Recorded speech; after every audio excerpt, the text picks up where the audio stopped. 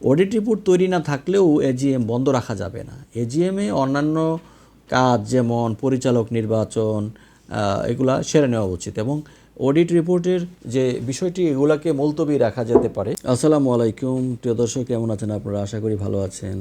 Companies act 1994-এর ধারাবাহিক আলোচনার 28তম পর্বে আপনাদেরকে স্বাগত জানাচ্ছি। আমি Farhazuddin Ahmed B, advocate, triple I division, supreme court of Bangladesh. আজকের আলোচনাটি অত্যন্ত গুরুত্বপূর্ণ হতে চলছে। উদ্যোক্তা এবং কোম্পানি সংশ্লিষ্ট ব্যক্তিদের জন্য অত্যন্ত গুরুত্বপূর্ণ। Master builder solution UK limited বনাম আরজেএসসি মামলাটি কেন গুরুত্বপূর্ণ? এটি মূলত কোম্পানির প্রথম এজিএম এবং অডিট রিপোর্ট সময়মতো তৈরি না হওয়া সংক্রান্ত আইনি জটিলতা নিয়ে হয়েছিল এবং কোন আইনের কোন ধারায় প্রতিকার চাওয়া হয়েছে। আবেদনকারী কোম্পানি আইনের আসলে 81-এর সেকশন 81 সাবসেকশন 2 এবং 85 সাবসেকশন 3 ধারার অধীনে প্রতিকার চেয়েছে। এছাড়াও 183-এর 5 ধারার অধীনে জরিমানা মওকুফ এবং 396-এর 2 ধারার কথা উল্লেখ করা হয়েছে। আবেদনকারী এখানে চেয়েছেন যে আদালত যেন তাদের বিলম্বিত প্রথম যে এজিএম করার অনুমতি দেন এবং বিলম্বের জন্য জরিমানা থেকে অব্যাহতি দেন।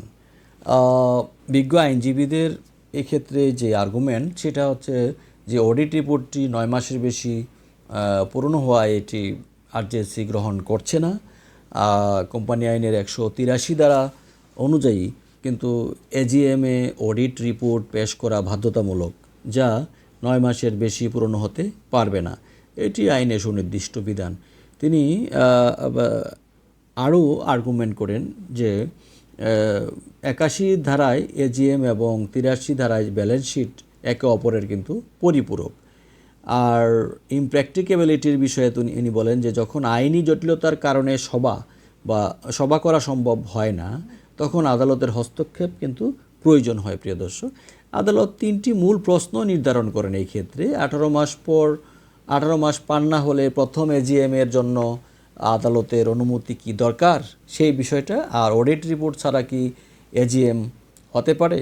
আরেকটি বিষয় হচ্ছে বর্তমান পরিস্থিতির কি ধারা 85-3-এর আওতায় পড়বে। বর্তমান যে পরিস্থিতিটা সেটা কি সেকশন 85-এর 3-এর আওতায় পড়বে এই বিষয়টা। অর্থাৎ আদালত স্পষ্ট করেছেন যে প্রথম এজিএম নিবন্ধনের 18 মাসের মধ্যে যে কোনো সময় হতে পারে, এমনকি দুটি 31 ডিসেম্বর পার হলেও সমস্যা নেই যদি 18 মাস পর হয়ে যায়।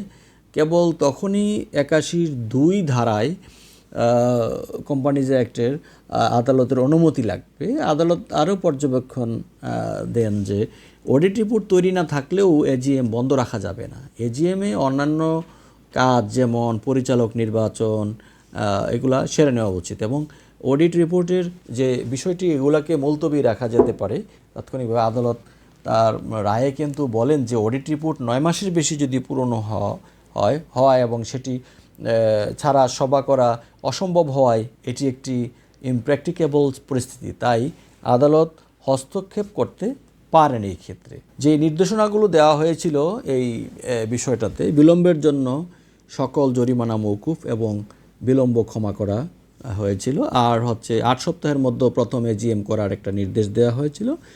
আর যেই বিষয়টা যে আরজেএসসিকে সকল নথিপত্র গ্রহণ করার একটা ডাইরেকশন দেওয়া হয়েছে। মামলাটির রায়ের শেষে আবেদনকারী স্বেচ্ছায় একটি মসজিদের উন্নয়নের জন্য 50,000 টাকা সিএসআর হিসাবে প্রদান করার প্রতিশ্রুতি দেন। কোম্পানি পরিচালনা এবং আইন মেনে চলার ক্ষেত্রে এই রায়টি আমি মনে করি যে একটি দিক নির্দেশনা হিসেবে কাজ করবে। এটি অত্যন্ত গুরুত্বপূর্ণ একটি জাজমেন্ট। তো প্রিয় দর্শক, আপনাদের কোম্পানি আইন সংক্রান্ত এবং কোম্পানি ম্যাটার সংক্রান্ত যে কোনো কোয়েশ্চেন থাকলে এবং জানার থাকলে অবশ্যই আপনারা কমেন্টে জানাবেন। আমরা চেষ্টা করব পরবর্তী আলোচনায় সেই বিষয়গুলো আপনাদের সামনে উপস্থাপন করার জন্য। পরবর্তী যে কোনো গুরুত্বপূর্ণ আলোচনায় আপনাদের পাশে থাকার প্রত্যাশা ব্যক্ত করে আজকের মতো এখানেই শেষ করছি। আল্লাহ হাফেজ।